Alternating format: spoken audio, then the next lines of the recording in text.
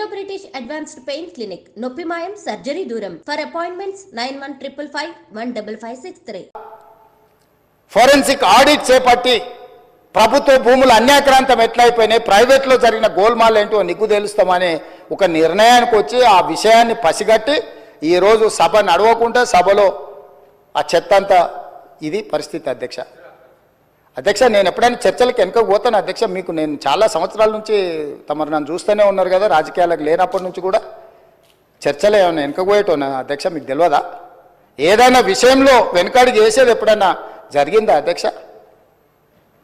అంటే ఈరోజు మీరు తప్పించుకోవడానికి, మీరు చేసిన నేరాలను కప్పిపుచ్చుకోవడానికి ఈ రకంగా సభను అవమానించి తమరిని కించపరిచే విధంగా మాట్లాడి సభా గౌరవాన్ని, ఆ కుర్చీ మర్యాదను మంటగలిపి చర్చనే జరగొద్దు, బిల్లే పాస్ కావద్దు, ఈ భూములు ప్రజలు రైతులు బాగుపడొద్దు అని ఒక కుట్రపూరితమైన నేరాపూరితమైన ఆలోచనతోటి ఈరోజు వాళ్ళందరూ అట్లా ఆటవికంగా వ్యవహరించడాన్ని మమ్మల్ని వదిలేయండి అధ్యక్ష. మేము పాలకపక్షం, వాళ్ళు ప్రతిపక్షం ఉండొచ్చు. కమ్యూనిస్టు సోదరులు ఎప్పుడు కూడా మీరు గతంలో కూడా చూడండి, ఎప్పుడు కూడా చాడ వెంకటరెడ్డి గారు ఉండొచ్చు, లేకపోతే నోముల నరసింహయ్య గారు ఉండొచ్చు, లేకపోతే అంతకంటే ముందు వెనక్కి వెళ్ళిన వాళ్ళు ఎప్పుడు కూడా ప్రభుత్వం ప్రతిపక్షానికి పాలకపక్షానికి చర్చలలో ఒక డెడ్ లాక్ వస్తే, అంటే ఒక ఏమంటారు ఎక్కడిదక్కడ ఆగిపోతే వాటిని సమన్వయం చేసి చర్చలకు ముందుకు తీసుకెళ్లారు అధ్యక్ష.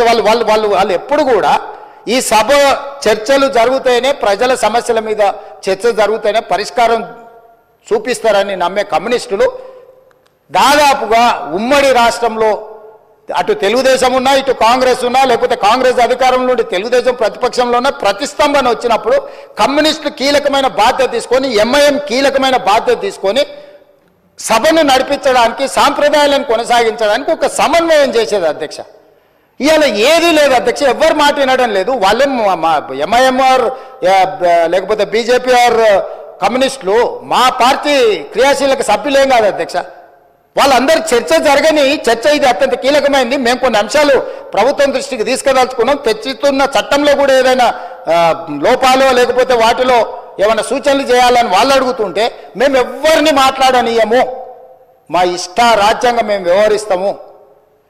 ఇది తెలంగాణకు గౌరవము తెచ్చిపెట్టదు అధ్యక్ష. ఈ సభలో అట్లా వ్యవహరించే వాళ్ళ పట్ల తమరు నిశితంగా ఆలోచన చేసి ఒక మంచి నిర్ణయం తీసుకోవాల్సిన సమయం వచ్చేసింది అధ్యక్ష. 1 సంవత్సరం పూర్తి అయిపోయింది. ఇంకా మనం చిల్లర మల్లర వేషాలు వేసుకుంటా 10 సంవత్సరాలలో 100 సంవత్సరాలకు కావలసినంత దోసుకొని విధ్వంసం చేసి చర్చనే జరగొద్దు, చట్టమే మారొద్దు, చట్టం మా ఇష్ట ప్రకారమే నడవాలి, మీ ఇష్ట ప్రకారం వద్దు అని 23 డిసెంబర్లో అధికారం కోల్పోయారు, 24 మే జూన్లో డిపాజిట్లు కోల్పోయారు, 24 డిసెంబర్లో మీరు మెదడు కూడా కోల్పోయినట్టుగా అనిపిస్తుంది అధ్యక్ష నాకు. కాబట్టి ఇట్లాంటి వ్యవహారాలను తమరు కొంచెం గట్టిగా అప్పుడప్పుడు మీరు కూడా కొంచెం కొరడా జల్పించాల్సిన పరిస్థితులు వచ్చినట్టు నాకు అనిపిస్తుంది అధ్యక్ష. తమరు ఏ ఆదేశం ఇచ్చినా మేము పాటిస్తాం. ప్రభుత్వం వైపు నుంచి ఫార్ములా ఈ రేస్ మీద మీరు అనుమతిస్తే పూర్తి స్థాయి వివరాలను తీసుకొచ్చి కూర్చొని సభ ద్వారా తెలంగాణ సమాజానికి వివరించడానికి నాకు ఎలాంటి అభ్యంతరం లేదు. వారు ప్రదర్శిస్తున్న ఫోటో నాదే, ఆ పక్కల వాళ్ళు చూపించిన ఆయన FEO ప్రతినిధే. ఆ ప్రతినిధి వచ్చి నాకు చెప్పిన తర్వాతనే ఈ బండారం బయటపడ్డది. ఈ దోపిడీకి వేసిన దారి ట్రైపార్టీ అగ్రిమెంట్ నుంచి బైపార్టీ కావడం, బైపార్టీ అయిన అగ్రిమెంట్ ఎలక్షన్ కోడ్ వచ్చినా కూడా ఎవరికి చెప్పపెట్టకుండా ఒప్పందాలు లేకుండానే కోట్ల రూపాయలు దేశాన్ని దాటి తరలించడం, ఆ తర్వాత ఒప్పందాలు చేసుకోవడం, ఆ తర్వాత మిగతా సొమ్మును కూడా లాగడానికి వాళ్ళు ప్రయత్నం చేయడం, ఇవన్నీ వేగంగా ఒకదాని వెనకాల ఒకటి జరిగినాయి అధ్యక్ష. ఎవరికి ఎలాంటి అనుమానం లేదు. FEO ప్రతినిధులు నన్ను కలిసిండ్రు, నన్ను కలిసి వాళ్ళ భాగవతం చెప్పినాకనే నేను దాన్ని కనిపెట్టి అధికారుల నుంచి సమాచారం సేకరించి విచారణకు ఆదేశించిన, విచారణలో ఏ విధంగా ముందుకు వెళ్లాలనో కూడా మేము అందరితో చర్చించి, న్యాయ నిపుణులతో చర్చించి ఒక నిర్ణయం తీసుకున్నాం. ఆ నిర్ణయం మేరకే గవర్నర్ గారికి లేఖ రాసినాం. గవర్నర్ గారు కూడా న్యాయ నిపుణులను సంప్రదించిన తర్వాతే విచారణకు అనుమతి ఇచ్చిండ్రు. ఈ ప్రాసెస్ మొత్తము ఇన్ని సంస్థలు, ఇన్ని వ్యవస్థలు ప్రాసెస్ చేసిన దాన్ని ఇప్పటికిప్పుడు అన్ని బిజినెస్లను సభలో సస్పెండ్ చేసి చర్చకు తీసుకోవాలని వాళ్ళు మొండి పట్టు పట్టడం, మంకు పట్టు పట్టడం నేను అర్థం చేసుకుంటా హరీష్ రావు గారిని. ఎందుకంటే హరీష్ రావు గారు ఇక్కడ అల్లరి చేసి చొక్కాలు తెచ్చుకోకపోతే ఇంటికి పోతే కొరడా దెబ్బలు ఉంటాయి అధ్యక్ష, కోదండ ఉంటుంది అధ్యక్ష. నాకు తెలుసు ఏం చేస్తున్నావు నువ్వు అని ఆయన అడుగుతాడు. ఆయన ఇట్లాంటివి జరిగినప్పుడు కొడుకు విషయంలో ఏది చేసినా కూడా కాపాడాలన్న ఆలోచనతో హరీష్ రావు గారిని కొరడాతో కొడతాడు అధ్యక్ష. కొన్నిసార్లు ప్రజల కోసం కొన్ని కొరడా దెబ్బలు తినాల్సి వస్తుంది. నువ్వు మరీ శీలాన్ని నిరూపించుకోవడానికి, లేకపోతే నేను బాగా వీరోచితంగా కొట్లాడినాని, లేకపోతే నిన్న నువ్వు అడిగితేనే ఔటర్ రింగ్ రోడ్లో మేము వేసిన విచారణకు కావాలని నువ్వు తారక రామారావు గారిని ఇరికిచ్చినావు అని మీ కుటుంబంలో పంచాయతీ ఉండొచ్చు అధ్యక్ష. సహజంగా కుటుంబం అన్న తర్వాత చిన్న చిన్న సమస్యలు ఉంటాయి అధ్యక్ష, మీకు తెలియదా?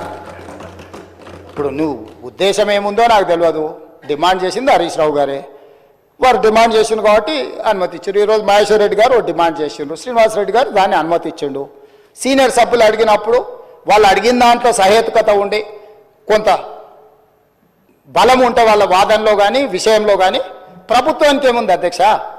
నిన్న హరీష్ రావు గారు అడిగిన ఔటర్ రింగ్ రోడ్డు విచారణైనా, నేడు బీజేపీ పక్ష నాయకుడు ఏలేటి మహేశ్వర్ రెడ్డి గారు చేసిన డిమాండ్ అయినా సహేతుకమైందని ప్రభుత్వం భావించింది కాబట్టి విచారణలకు ఆదేశించింది.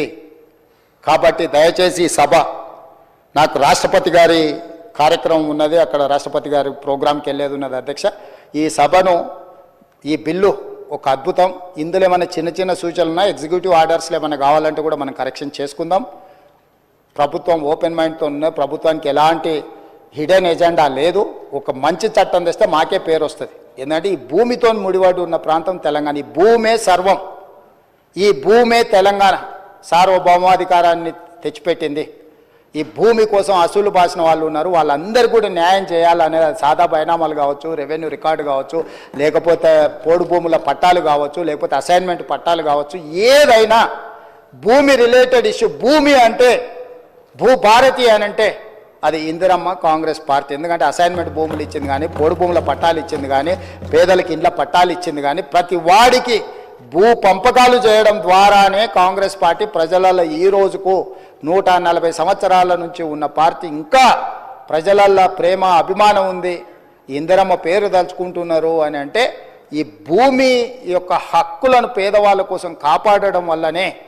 అట్లాంటి హక్కులను కాపాడడానికి భూభారతి 2024 చట్టాన్ని మా రెవెన్యూ శాఖ మంత్రి పొంగులేటి శ్రీనివాసరెడ్డి గారు ఏదైతే సభలో ప్రవేశపెట్టారో సభ్యులందరూ వీలైనంత మేరకు చర్చించారు. కొన్ని రిటర్న్లు కూడా ఎవరికన్నా ఇచ్చినా కూడా వాటిని కూడా మనం పరిగణలోకి తీసుకుందాం.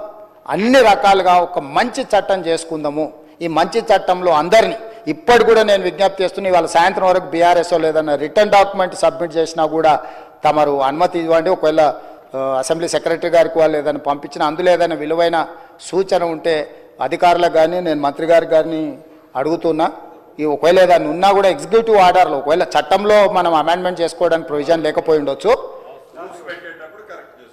ఏదైనా ఉంటే అంటే వాళ్ళు ఇంత అల్లరి చేసినా ఏది చేసినా వాళ్ళు ఏదైనా విలువైన సూచన చేస్తా అంటే మాత్రం మాకు ఎలాంటి అభ్యంతరం లేదు అధ్యక్ష.